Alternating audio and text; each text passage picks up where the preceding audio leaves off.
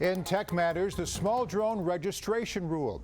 The Federal Aviation Administration just announced what it calls a streamlined and user-friendly web-based aircraft registration process for owners of small unmanned aircraft. Joining me with the latest is Matt McFarland, editor of Innovations at the Washington Post. Matt, let's start with the rule itself. Give us the basics. Sure thing. Starting Monday, the website will launch, and anyone with a drone weighing between 0.5 or about a half a pound, 250 grams, and 55 pounds will need to register their drone. So if you already own a drone, you have until February 19th. If you're buying a drone after Monday, you need to register it before your first flight. And there's a sense of urgency here. The FAA estimates as many as 1 million small drones will be sold this holiday season. Most of those purchases will happen outside the Beltway. Is there some kind of mechanism in place to inform all those consumers, Matt? Right. Well, that's a good question. They are trying to get the word out. They have this Know Before You Fly campaign. They're also asking drone companies to do their part and let people know, hey, you need to register your drone. This announcement has prompted plenty of criticism. Here's a big one. Some observers have questioned the legality of the registration system.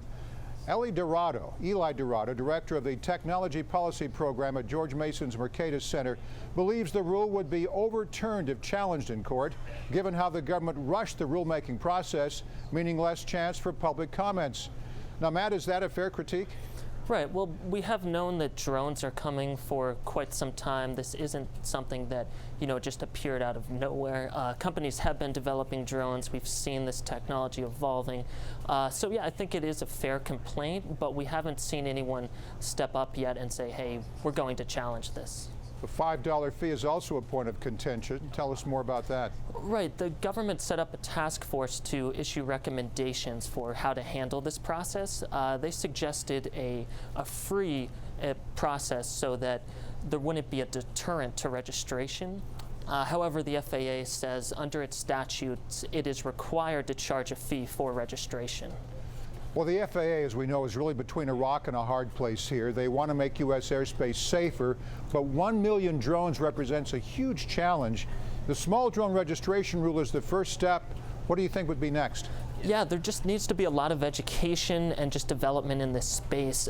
One interesting example is getting information out to drone owners through, for example, there's this service called AirMap that a few drone companies have adopted, that when a person turns on their drone, they get up-to-the-date information about, is it safe to fly here, or, are they in a temporary flight restriction zone or near an airport?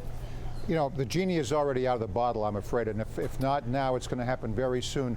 Why not make the drone manufacturers install geofencing capabilities? I know that would be expensive, but if you do enough of it, you could get a good price point, but people aren't going to sign up and register, and even if they do, you're going to have people, over parades, as was the case in New York last month. You're going to have people at airports, near airports.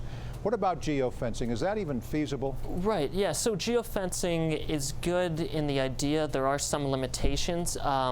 If someone has ill intent, they could just build their own drone with parts they buy off the internet and not have geofencing. So, but they're not going to register anyway. I'm talking about the right. hobbyists who just make mistakes, may or may not register, but will still fly over the White House or near LAX or someplace. Yeah, and geofencing is definitely a good idea in that case. We've seen some manufacturers adopt that, for example, DJI, and it's a promising trend, at least somewhat of a step forward in keeping these drones where they should be. Well, I'm telling you, they need to do it sooner than later. We'll keep on top of the story. In the meantime, Matt McFarland, editor of Innovations at the Washington Post. Thanks, Matt.